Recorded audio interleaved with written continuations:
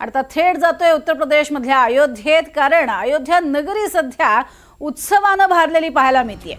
सध्या पंतप्रधान नरेंद्र मोदी हे या ठिकाणी पोहोचलेले आहेत आणि एनडीटीव्ही मराठीवरती या अयोध्येतील संपूर्ण ध्वज उभारणीचं महाकव्हरेज आपण पाहत आहोत। हा धर्म ध्वज उभारणीचं काम आज होत आहे आणि त्यासाठी मोठ्या प्रमाणात जमलेले लोक हे सध्या आपण अयोध्येत पाहतो आहोत। अयोध्या नगरी पूर्णपणे सजलेली आहे आणि याच अयोध्या नगरीमध्ये हा ध्वज उभारला जाणार आहे। तर हा धर्मध्वज असणार आहे आणि या ध्वजाची काही खास अशी वैशिष्ट्ये आहेत। पंतप्रधान नरेंद्र मोदी यांच्या हस्तेच आपण पाहिलेलं होतं कशा पद्धतीने ह्या मंदिर उभारणीनंतर राम लल्ला याचं पूजनही झालेलं होतं आणि त्यानंतर आज उत्तर प्रदेशमधल्या या अयोध्येमध्ये राम मंदिराच्या शिखरावरती नरेंद्र मोदी यांच्याच हस्ते ध्वजारोहण करण्यात येणार आहे। हा धर्मध्वज आहे आणि या सोहळ्यासाठी जय्यत तयारी पूर्ण झालेली आहे।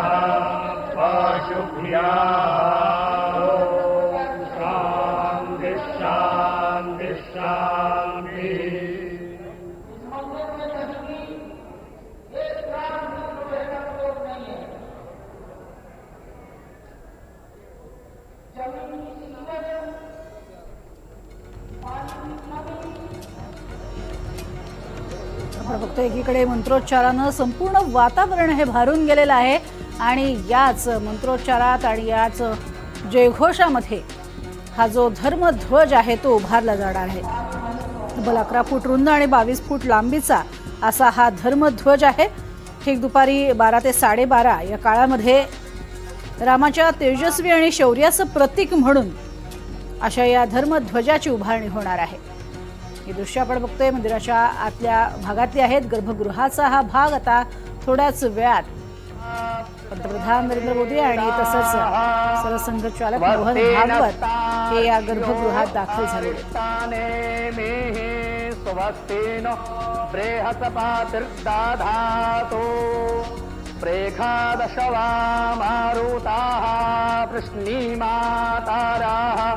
शोभञ्जावानो वेदाथे खो जगमायाः अग्ने जिह्वामानवाः सूरचक्षसो वृषवेनो देवा अवसागामन्निः भद्रं कर्णेभिः श्रेणुयामदेवा भद्रं पश्येमाक्षभिर्जयतराः स्थिरैरङ्गैस्तुष्टुवाग्गोंसस्तानो भिर्वियाते माहि देवहितं जदायुः। हरिः ॐ।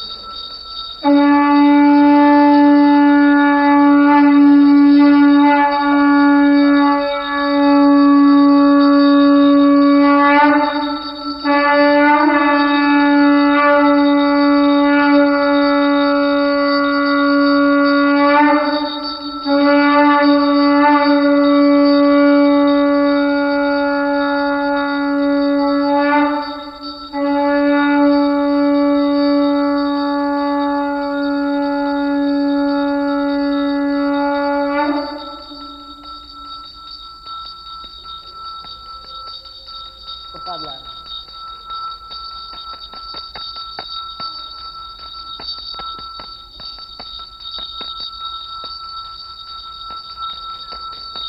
राम नाम ही ले आओ।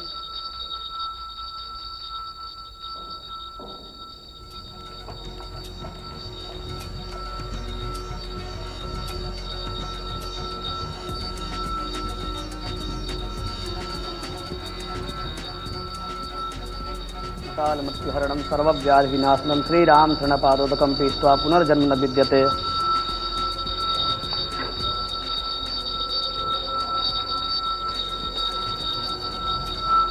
काल मृत्युहरणं सर्वव्याधि विनाशनं श्रीराम शरणपादोदकं पीत्वा पुनर्जन्म न विद्यते।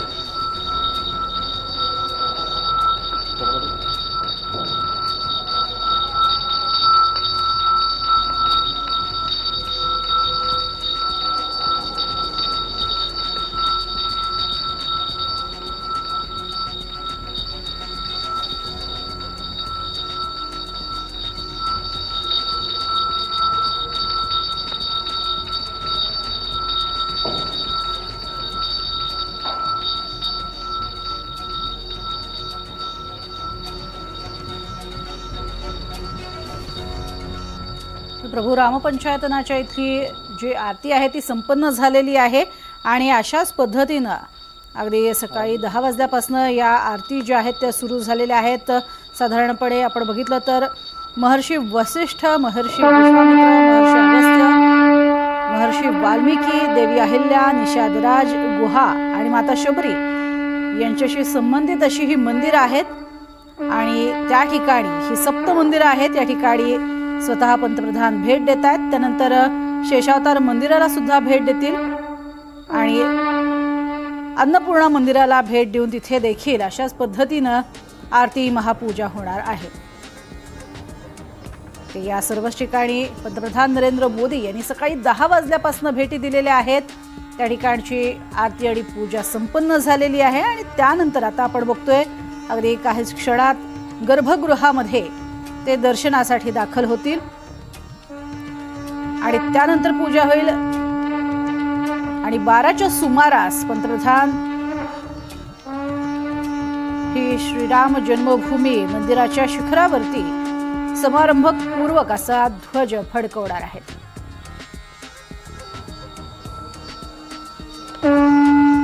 ध्वजाची सुद्धा खास अशी वैशिष्ट्य आहे। तर दुसरीकडे आपण बघतोय मंदिर हे 3 मजली आहे, प्रत्येक मजल्याची उंची 20 फुटांची आहे। मंदिरात एकूण 392 खांब सुद्धा आहेत, 44 दरवाजे आहेत। तायामा मध्यामे धायाग्ने मेधाविनं कुरुस्वाहा मेधां मे वरुणो ददातु मेधामग्निः प्रजापतिः मेधामिन्द्रश्च मेधां धाता ददातु मे स्वाहा।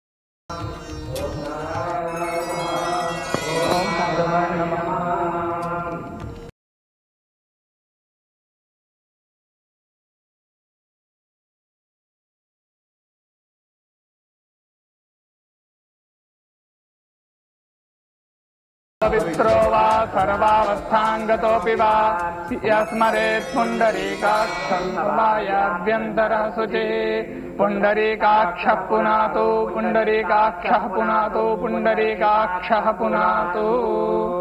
स्वस्ति तिलकम् ॐ स्वस्ति न इन्द्रो वृद्धशरावाः स्वस्ति नः पूषा विश्ववेदाः स्वस्ति नस्तार्क्ष्यो आरिष्टनेमिः स्वस्ति नो बृहस्पतिर्दधातु।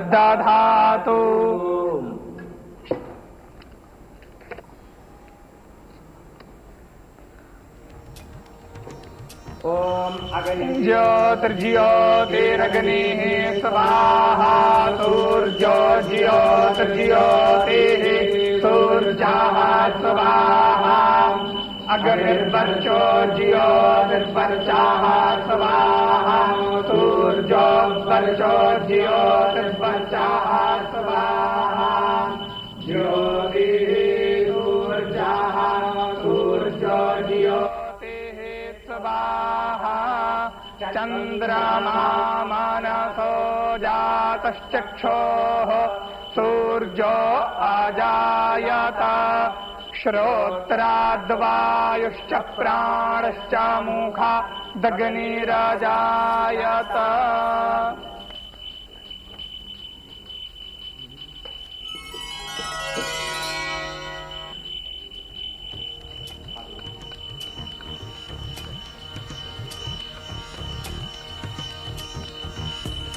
ओम नमो भगवते उत्तम श्लोकाय नम आर्यलक्षणशीलव्रताय नम उपशिक्षितात्मन उपासितलोकाय नमः साधुवादनिगशनाय नमो ब्रह्मण्यदेवाय महापुरुषाय महाराजाय नमः।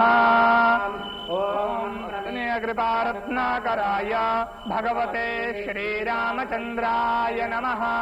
चरणकमलेषु मन्त्रपुष्पाञ्जलिं समर्पयामि नमस्करोमि।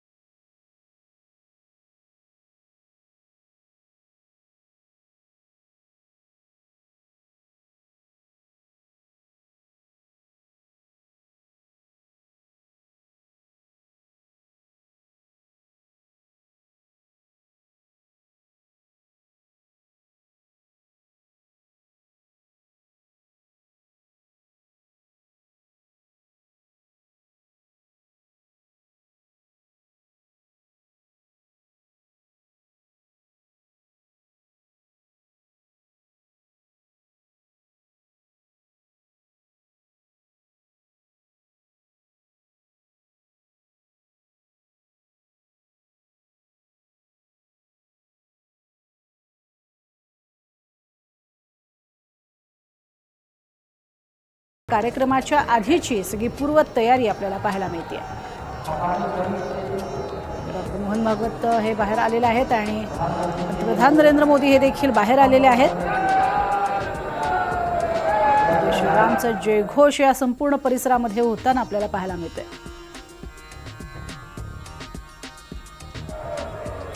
उत्तर प्रदेशचे मुख्यमंत्री योगी आदित्यनाथ हे देखील या ठिकाणी उपस्थित आहेत।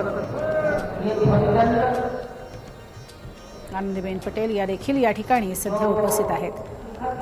ध्वजाची वैशिष्ट्य आहेत, त्या वैशिष्ट्यांप्रमाणे हा ध्वज हा अतिशय लांबूनही अगदी स्पष्टपणे दिसेल अशा स्वरूपाचा आहे, कारण तब्बल 161 फूट उंचीच्या शिखरावरती 42 फूट उंचीचा असा हा रामध्वज असणार आहे।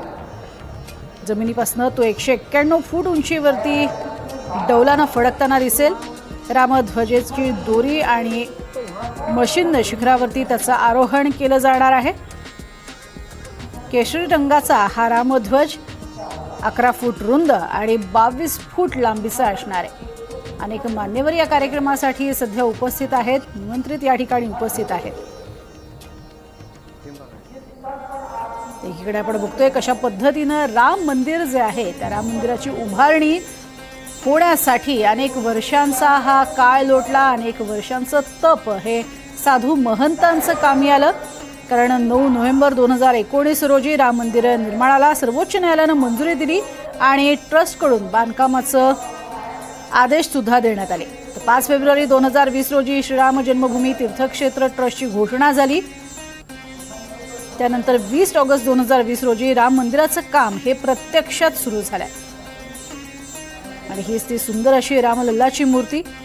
22 जानेवारी 2024 रोजी पंतप्रधान नरेंद्र मोदींच्या हस्ते मंदिरामध्ये राममूर्तीची ही प्रतिष्ठापना करण्यात आली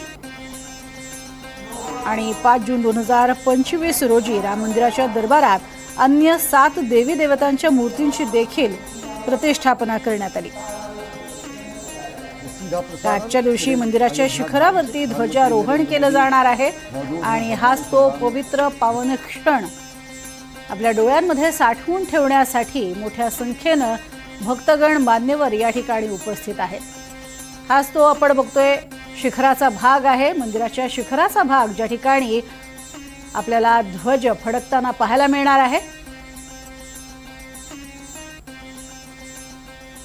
तब्बल उंची पाहिली तर 161 फूट उंचीच्या शिखरावरती 42 फूट उंचीचा हा रामध्वज असणार आहे, जो अर्थातच एकात्मतेचं आणि रामलल्लाच्या रामराज्याचं प्रतीक दर्शवणारा असणार आहे. हे ध्वजारोहण 12-12:30च्या दरम्यान होणार आहे. या ध्वजावरती भगवान श्रीरामांची तेजस्वी आणि शौर्याचं प्रतीक असलेली सूर्य हे प्रतिकात्मक स्वरूपामध्ये असणार आहे. तसंच कोविदर वृक्ष ही प्रतिमा सुद्धा असणार आहे. तसंच ओम लिहिलेला